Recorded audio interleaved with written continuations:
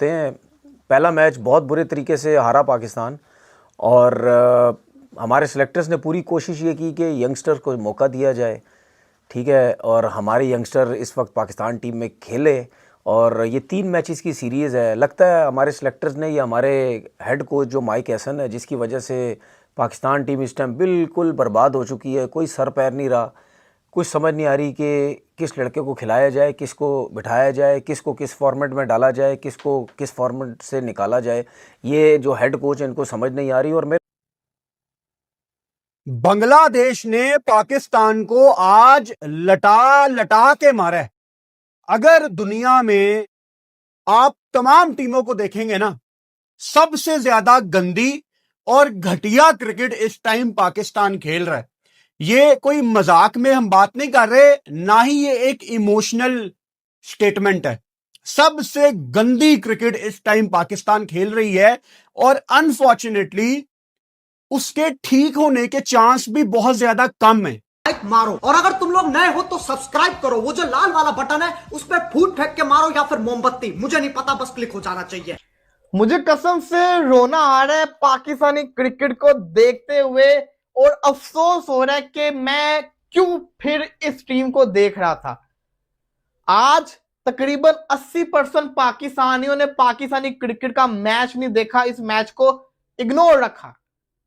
वो क्यों देखे जब आपकी टीम हर दफा हारती रहती है, लोगों का इंटरेस्ट खत्म हो जाता है।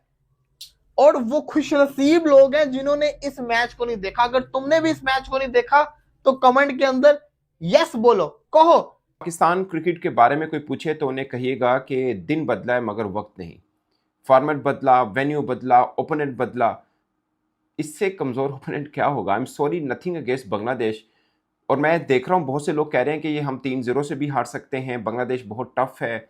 आई नो टफ है, बट मुझे लगता है कि जब स्पिन ट्रैक बनता है तो बल्लेबाजों के लिए थोड़ा प्रॉब्लम होता है।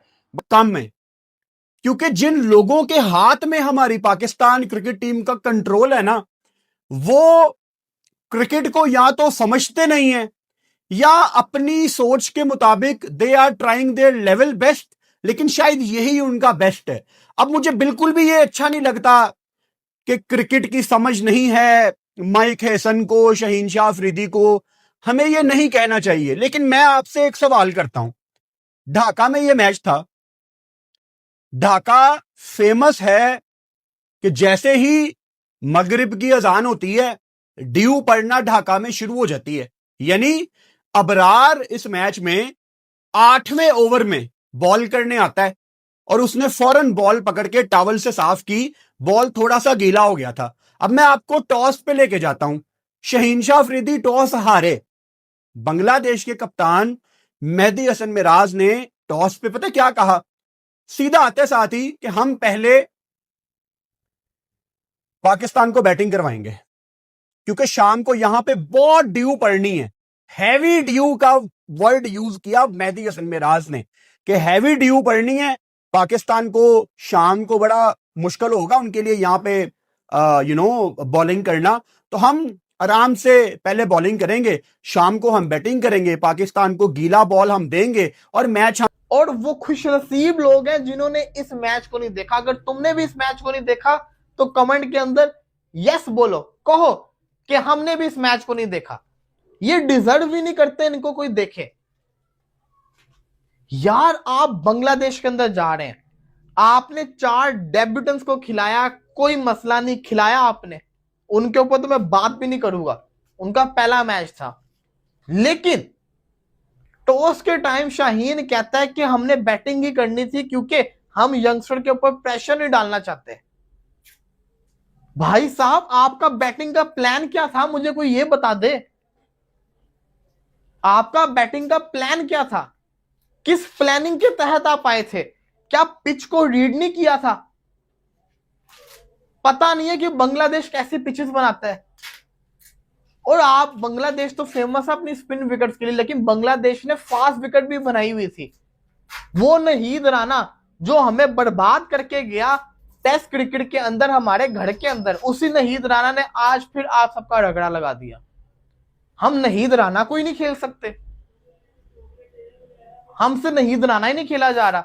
सलमान अली आगा पूरा T20 वर्ल्ड कप में कुछ नहीं किया, ओडीआई आया, आगा का फॉर्मेट है, आगा बेस्ट फेस्ट के अंदर, आगा जी क्या कर रहे हैं, ये फील्डर खड़ा है, आगा सीधा उसके हाथ में कैच दे रहे हैं। रिजवान इतना अरसा टीम में नहीं रहा, अब वापस आया, क्या करके गया, प्रेशर सिचुएशन थी, पाकिस्तान को बचाना था यहां से। इतनी बड़ी टीम होगी नहीं, लेकिन हमारे लोगों को ये समझने की ज़रूरत है कि जब भी आप बांग्लादेश में जाते हैं वो हमेशा में मुश्किल टाइम देते हैं। ये पाकिस्तान की पिचेस नहीं है, टांग रख के मार देंगे, स्पिनर्स पे छक्के मार देंगे, गेंद थोड़ा नीचे रहेगा, उनको समझ नहीं आएगी, हम सब कुछ कर देंगे। ये बांग्लादेश की, ये पाकिस्तान की पिचेस नहीं है, बांग्लादेश की पिचेस हैं। यहाँ पे बॉल ब्रेक भी होता है, स्किट भी होता है, फास्ट बॉलर्स का बॉल तेज़ भी आता है अगर किसी फास्ट बॉलर में जान है। लेकिन इतनी हैरानगी हुई मुझे, इतना अफसोस हुआ कि जिस तरीके से आज का मैच हम खेले, हम मतलब यानी 114 पे पूरी टीम आउट हो गई। वो एक नाहिद राना उनका फास्ट बॉलर है, नो डाउट तेज़ है, सब कुछ है, हाइट है, मतलब उसने ये बताया कि आपका जो न्यू टैलेंट है, जिसमें शामिल हुसैन की बात करूं, मां सदाकत की बात करूं, नो डाउट साहबजादा फरहान ने 25-26 रन की इनिंग खेली, लेकिन वो भी पीछे की बॉल पे आउट हुआ है। शामिल हुसैन को आप देख लें, लोग कहते हैं कि डोमेस्टिक में उनके कोच ये हैं, उनके कोच बड़े ज़बरदस्त कोचिंग करते हैं, उनके कोचिज ने बोल दिया जी इससे अच्छा कोई प्लेयर कोई नहीं है, आपके सेलेक्टर ने उसको सेलेक्ट कर लिया, 1-2 सीज़न में रन किए, लड़के टीम में आ जाते हैं। कभी किसी ने उसको खेलते हुए देखा या नहीं खेलते हुए देखा, सिर्फ ये रन्स देखे हैं कि जी उसने इतने रन कर दिए, उसको पाकिस्तान टीम में लेके आ जाओ। वो जब बॉल को खेलने जाता है उसको देखो तो सही, वो गिरता है पूरा, वो पूरा आगे गिरता है। जब एक बैट्समैन आगे गिर रहा है तो वो जब उसको बाउंसर करोगे तो उसके पास तो टाइम ही नहीं है पीछे आने का, वो तो आगे ही जाते जाते बाउंसर को मारेगा वो जिस पे वो आउट हुआ वो, और ऐसा ही होना था। उसके बाद जब वो आगे गिरता है तो जब उसको आगे की बॉल मिलेगी तो वो उस पर ड्राइव मारेगा ही मारेगा, वो तो छोड़ेगा कैसे बॉल को। उससे पहले जब वो नाहिद राना की बॉल पे आउट हुआ है, उससे पहले स्पिनर का क्या किया उसने, स्पिनर पे आया, मेरे ख्याल है वो इस तरह शॉट खेल रहा था जैसे पता नहीं वो कोई 30-40 रन पे खेल रहा हो, एक आध बॉल रोका, उसी पे उसने मारा, कैच भी छूट गया उसका। मां सदाकत की बात करते हैं, अच्छा प्लेयर है, ठीक है, उसके बारे में बोला गया, बात कर रहा था और उनके ऊपर लिखा हुआ था कि जिसने जर्सी नहीं पहनी मगर इंडिया के लिए बड़ी खिदमत की है। मैं सिर्फ थ्रो डाउन का जिक्र करना चाह रहा हूँ यहाँ पे और कुछ नहीं। वो उनके 2-3 एक्सपर्ट हैं जो 150 प्लस के साथ बॉल डालते हैं, ताकि अगर कोई पेसर आए या इवन कि अगर आपने 150-155 बॉल खेला हुआ है नेट के ऊपर और फिर कोई अगर आपको 145 146-7 भी आता है तो आपको हल्का लगेगा। सो उन्होंने थ्रो डाउन एक्सपर्ट रखे हुए हैं। हमारे यहाँ भी करते हैं, कोचेज वगैरह करते हैं। पहले शायद असलम साहब होते थे, असिस्टेंट कोच होते थे, वो करते थे। वो मेरे ख्याल मेरी जितनी पेस होनी है उस टाइम होना थी, वो मतलब हाथ से ही फेंकते होते थे। सो अभी भी करते हैं मगर वैसा पेस नहीं होता। ये बात मैं इसलिए कर रहा हूँ कि पेस के सामने हम पता नहीं क्यों डगमगाते नजर आए हैं। हम अक्सर ये क्लेम करते हैं कि हमारे पास भी तो 140-150 के करीब वाले बॉलर हैं। वैसे 150 वाला मामला तो पाकिस्तान का ख़त्म हो गया है, बट ठीक है 140 वाले बॉलर ज़रूर है, मगर पेस के सामने पाकिस्तान का बिखरना कोई पहली बात है नहीं है।